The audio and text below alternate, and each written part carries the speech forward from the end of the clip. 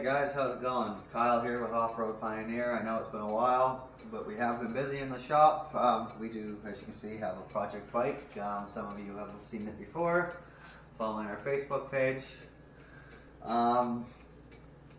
This week we're going to talk about some new things on the four-wheeler. I'm pretty sure at this point they're pretty obvious what they may be. So let's cover what we've done here. I've upgraded the headlights to the LED option.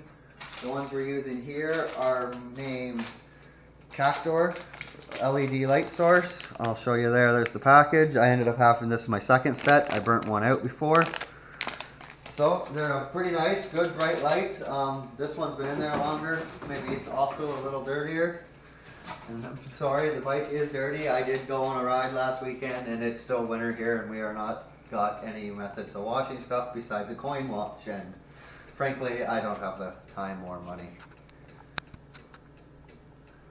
So I have installed signal lights as well and hazards. As you can see, we can show you there's a left turn, there's a right turn, and I do have the brake lights working properly at the same time. If you can see them on the garage door back there.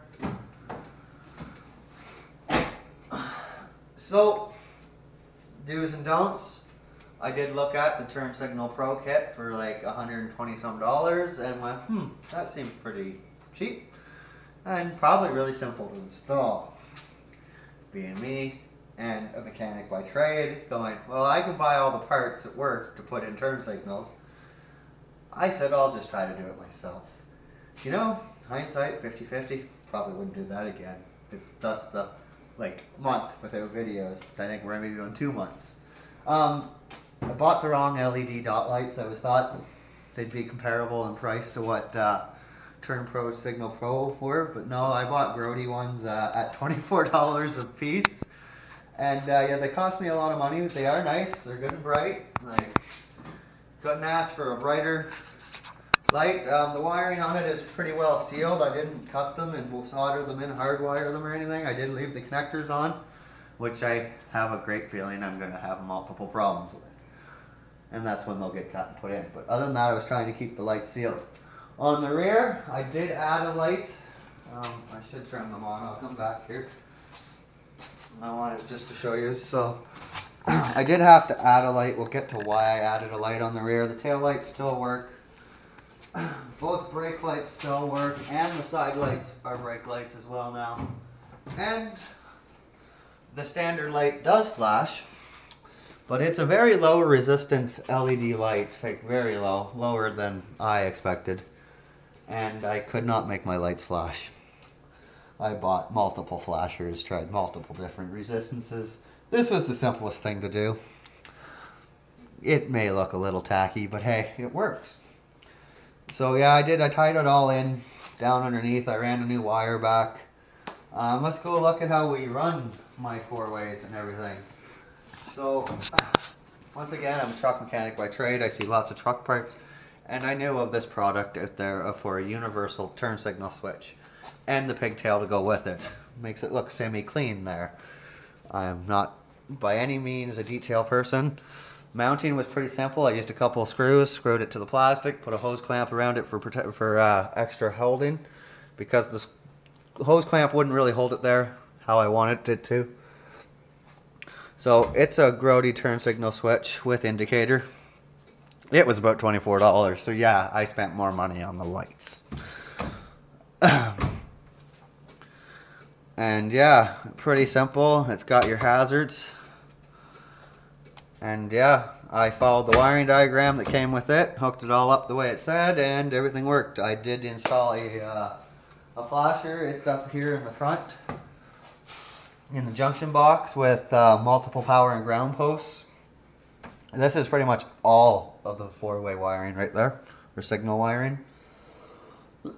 Thanks guys for checking out my newest mods.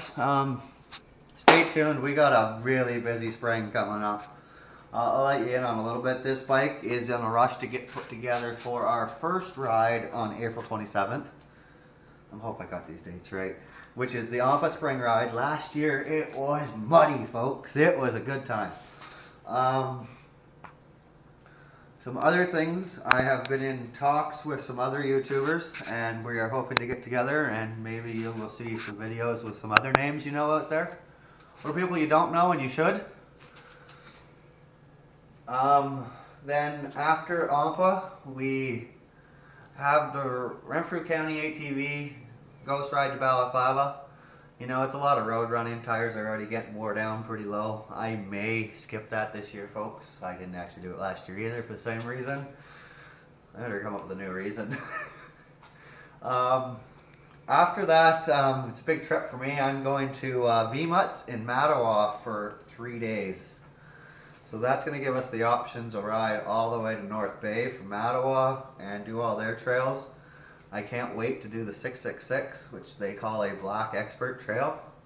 And last year we were advised not to do it with like a couple hours of daylight left. So we are hoping to do that one this year. The Mica Mine, for you people that want to see just interesting sights, that'll be an interesting one. And after that we have, I believe, another Johnstown run. Is what's on the books. I'm going to do that. And then after that, another special event. I don't know how much I'm going to participate, as much as I will film for you folks. We're going to the Eganville May Mutter, which I can guarantee you Mainville ATV is going to be there with the goal to do well.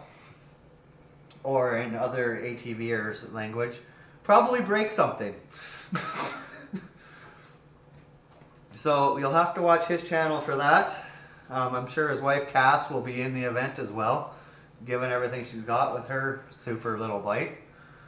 But me, I don't really have any top end to be doing mud drags or anything along those lines. I may give the mud hole a couple runs, but I'll definitely be there with the club helping out. More news is we will have our stickers this week, starting them for sale, so watch for the post. We will get them shipped out to you as soon as we get payment. Any other news, Maura? No. No? Alright guys, well just hang out and wait for our new ride videos. We may have a couple more maintenance ones here. Maybe on this 660 Grizzly I want to cover some of the stuff we did to it. So stay tuned and have a good evening.